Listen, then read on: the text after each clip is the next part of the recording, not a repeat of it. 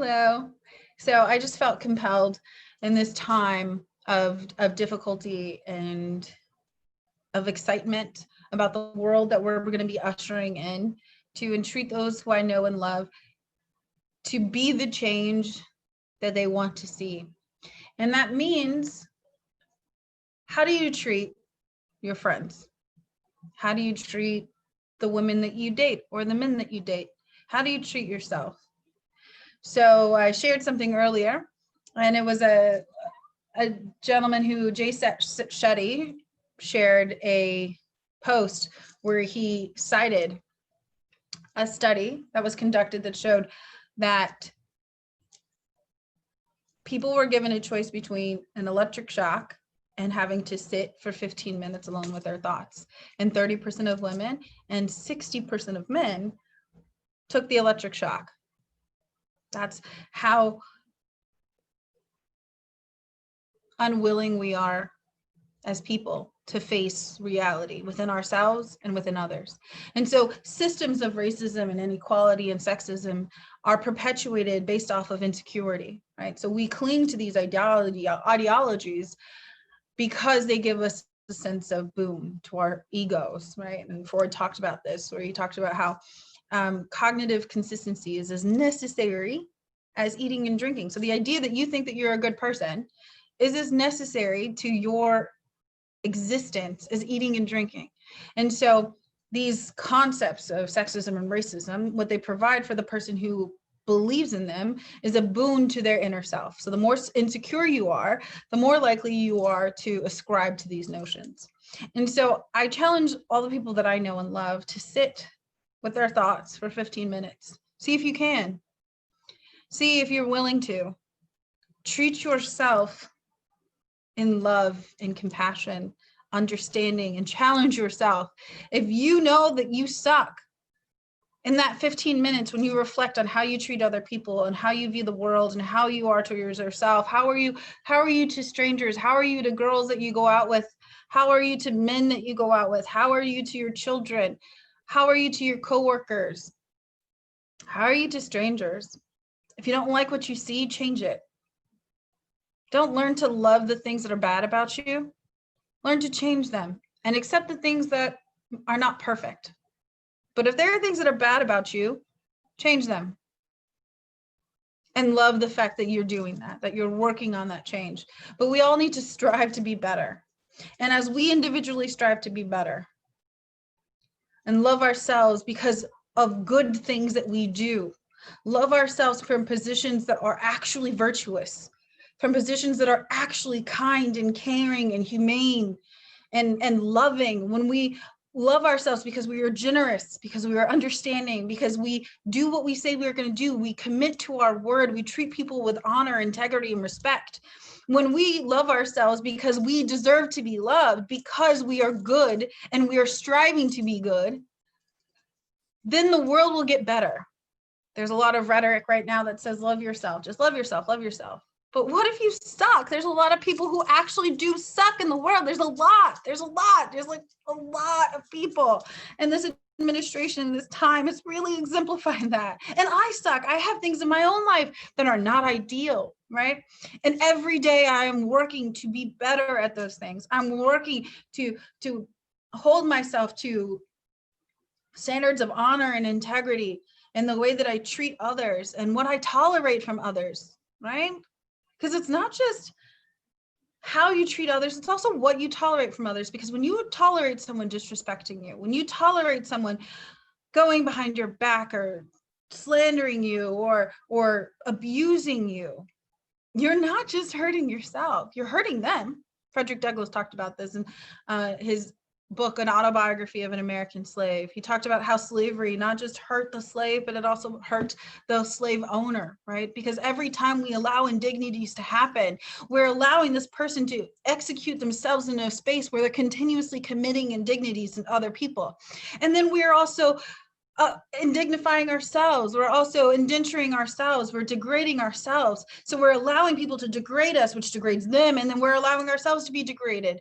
And so there's this cyclical chain of degradation and shame and fear and hate and self-denial. And the truth cannot flourish in a space of darkness. And that's what self-denial is, right? It's darkness. And so all I'm doing is that I'm doing what I can do in my space and my limitations and my follies and what I'm sure tons of people perceive as my own failures. Every day I'm waking up and trying to do better. And I'm trying to do my part to changing my world and having an impact in the capability that I can. And so I entreat us all to have some action steps, right? To look into your local community. There's 2 action steps that I am perpetuating that we do. And this is for me too, right? Like I'm busy and I'm super ADHD. It's hard for me to do things, but I'm going to talk to 2 people about some injustice that has happened within my community, right? So for me, it's Osazi. So I'm pledging that I'm going to talk to 2 people and talk to them about Osazi, right? And then I'm going to take 15 minutes out of my day and sit with my thoughts and reflect. And I think that that's something that we all should do, because today marks a day where the world can change. We stand at the verge of a new beginning. And we get to decide what that world looks like for all of us. Is that a world where we perpetuate hate, injustice, intolerance, oppression? Or is that a world where we try to create a different type of future? And we know, like Socrates says, right? The cynics out there, but it's real, right? Socrates says no true philosopher ever writes anything down because he realizes the world is cyclical, right? The same things that happen then are going to happen again. So if you solve injustices in an area, injustice is going to come eventually to another. And so it's not so much about having to change the entire systemic direction of humanity.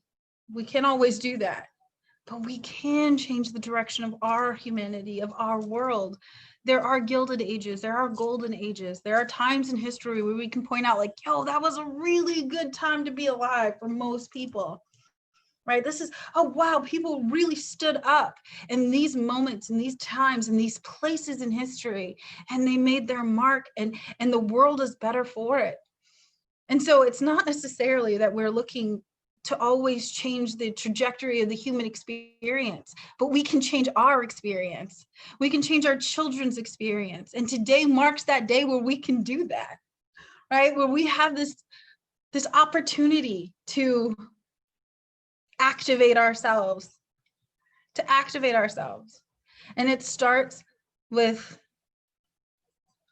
truth, learning the truth about yourself, facing the hard, long facts about who you are, where you are, what you are, and then moving forward from that, doing whatever it takes to be not the person that you can be, but be the person that you know you should be. And so I'm challenging myself in the same regard. We have our 2 action steps, right? What were they? Find some injustice that's happened within your own community and talk to 2 people about it within this week. And then the second one is to at least spend a day and take 15 minutes out and just be alone with your thoughts. One day. So a whole week to do these 2 simple tasks. And then I'll see you next week. And we'll see where we go from there. Because this is the day where the world declares that we will not go quietly into the night. We will not suffer tyranny, injustice, oppression any longer. We will not be the age of the 1400s that slid into slavery, oppression, injustice, and then continued to perpetuate that for hundreds of years, but we will be the generation that changed it.